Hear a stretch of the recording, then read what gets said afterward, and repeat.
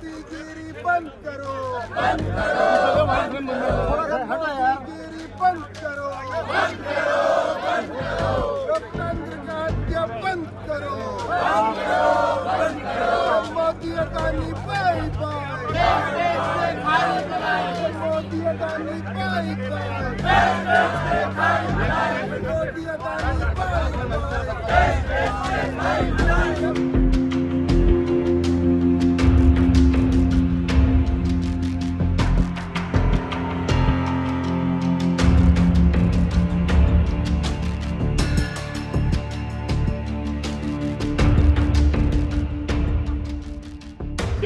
दोस्तों, जैसा तमाम लोगों को पता है, आज दोनों हाउसेस में, लोकसभा और राज्यसभा में, दोनों हाउसेस में अपोजिशन की तमाम पार्टी 17-18 पार्टी राज्यसभा और लोकसभा में आज जेपीसी के मुद्दे पे, राहुल गांधी जी के डिस्क्वालिफिकेशन वाले मुद्दे पे दोनों जगह आवाज उठाई। लोकतंत्र की जिस तरह से हत्या की गई उसके ऊपर आवाज उठाई और दोनों जगह बहुत अध्ययन हुआ है 2 बजे तक।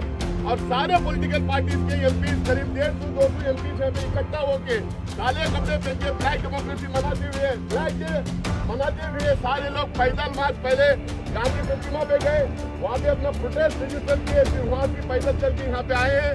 तमाम पार्टीज के लीडर, फ्लोर लीडर जो यहाँ मौजूद हैं, वो अपनी अपनी बात आपके सामने रखेंगे। सभी पार्टी के वरिष्ठ नेतागण और मीडिया के मेरे दोस्तों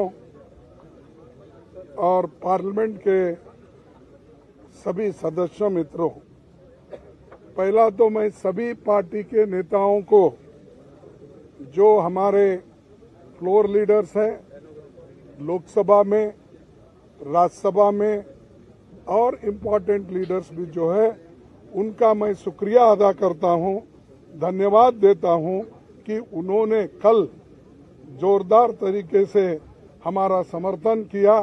राहुल गांधी जी का जो डिफेमेशन केस में डिस्क्वालीफाई जो हमारे स्पीकर ने किया था, उसके बारे में डेमोक्रेसी की हालत देश में क्या है, किस ढंग से चल रही है, इसके लिए वो सभी पार्टी चिंतित है।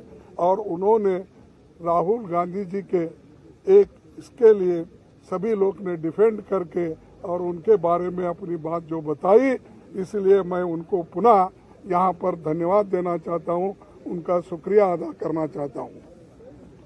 भाइयों, दूसरी चीज ये है कि आज हम काले कपड़े के ड्रेस में क्यों आए कि ये नहीं कि किसी को बताने के लिए नहीं, हम ये दिखाना चाहते हैं कि इस देश में डेमोक्रेसी को मोदी जी एक एक करके खत्म कर रहे हैं। एक तो पहले ऑटोनोमस बॉडीज को खत्म करते हुए आए, दूसरी तरह जो कानूनी तहत लोग चुनाव में जीत के आए, उनको डरा धमका के उन्होंने हर जगह अपनी सरकार बनाने में गए।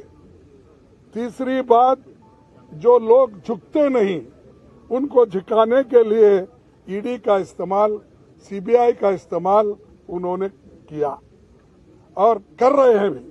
और हर एक चीज को ऑथेंटिसिटी पूछते हैं पार्लियामेंट में और राज्यसभा में।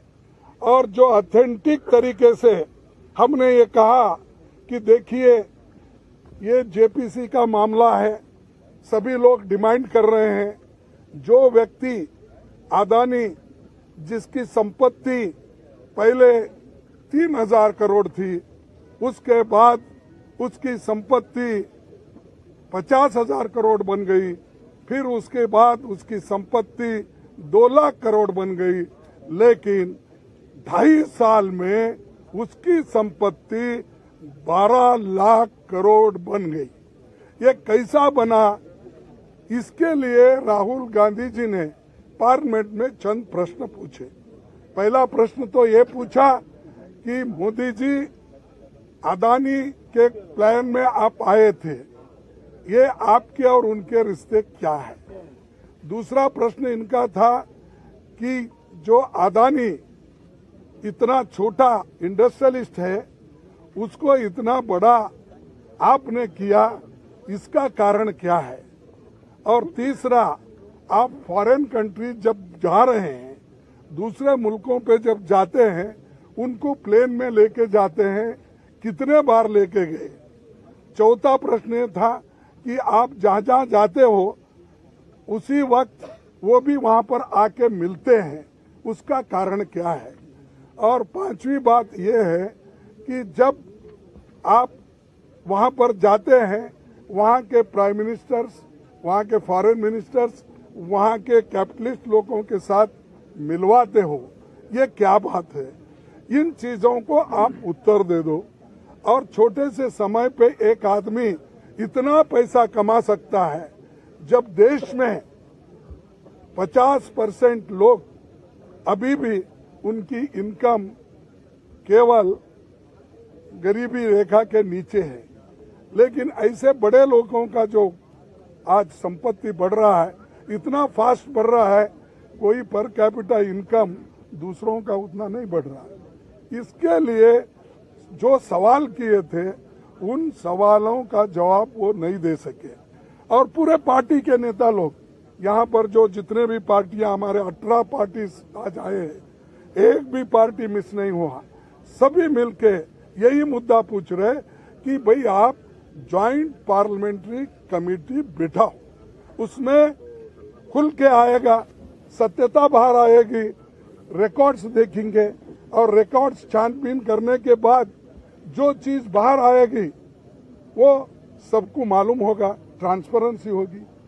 और आपको ये भी मालूम होगा कि हम जो ये डिमांड कर रहे हैं, ये डिमांड क्यों कर रहे हैं, ये भी लोगों को मालूम होगा।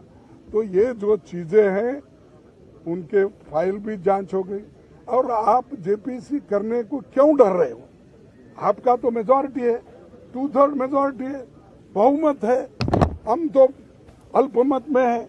और मेंबर्स जो बनेंगे ज्वाइंट पार्लियामेंट्री कमेटी के, वो तुम्हारे ज्यादा बनेंगे, बीजेपी के ज्यादा बनेंगे, या तुम्हारे दोस्तों को मिला के और ज्यादा हो जाएंगे। तो डर क्यों बात है? किस बात से डर रहे हो? इसका मतलब है कि दाल में कुछ काला है।